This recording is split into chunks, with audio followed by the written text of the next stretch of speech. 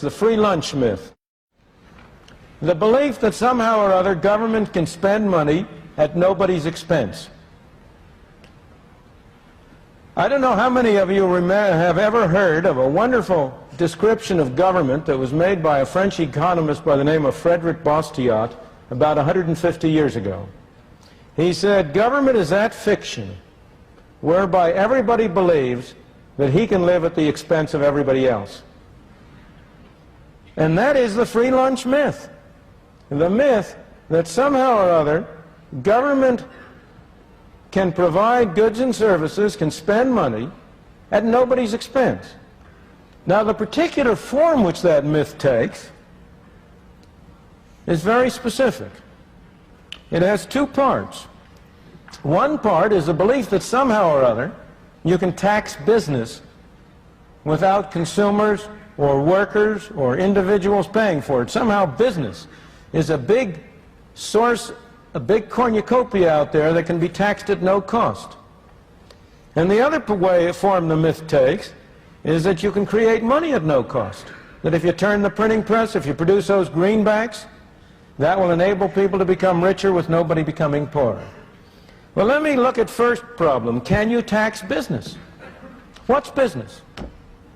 There's no business to be taxed. There are people. Only people can pay taxes.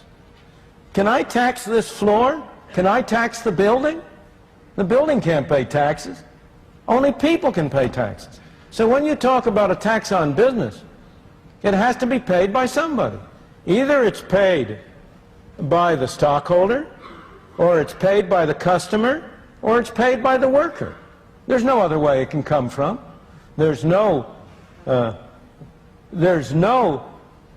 Santa Claus, no tooth fairy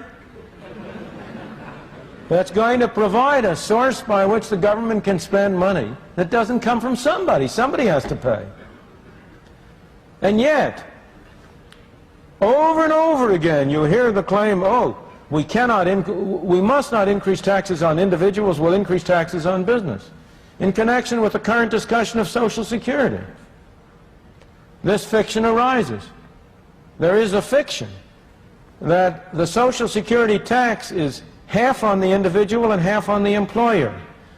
That the individual only pays 5.75%, the employer pays an equal amount. That's nonsense. That's bookkeeping. That's not economics. That's not reality. The part that the employer pays is part of his wage cost. If an employer considers whether it's worth his while to hire an additional worker, he has to consider as part of his cost not only what he pays to the worker, but also the extra taxes he will have to pay to the government.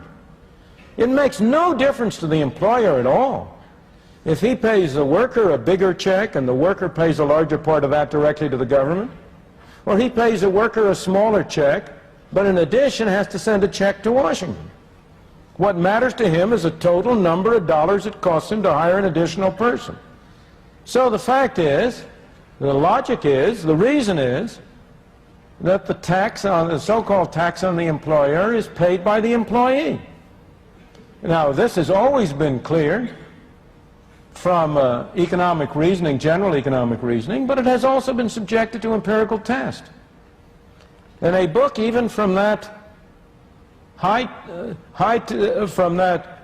tempo of belief in greater and bigger government, the Brookings Institution in Washington, published a couple of years ago, demonstrated empirically that the tax on the employer was really paid by the employee, that it was shifted to the employee, and it can't be any other way, as you will see if you think about it. So business doesn't pay that tax.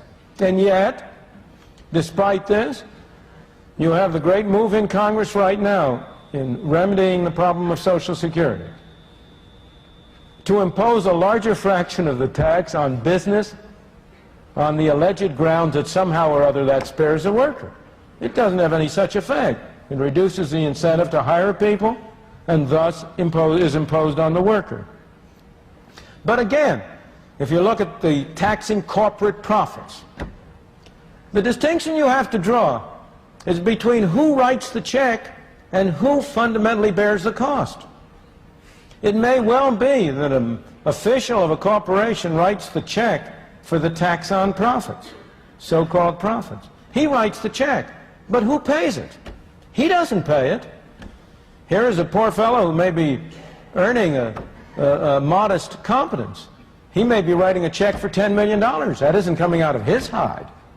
Where's that $10 million coming from? It has to come from the proceeds of the goods and services which the enterprise sells.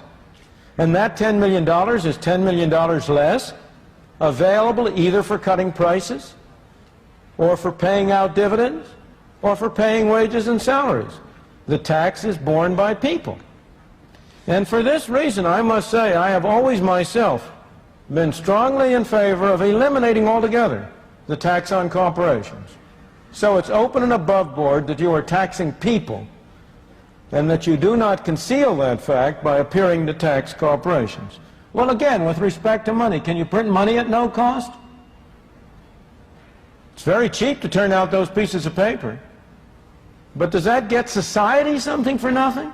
Not at all. It's simply a different form of taxation. If you print money, people have more money to spend. If they spend more money on the same amount of goods, prices go up. And in effect, everybody is paying a tax through inflation. Once again, it's only a form of taxation.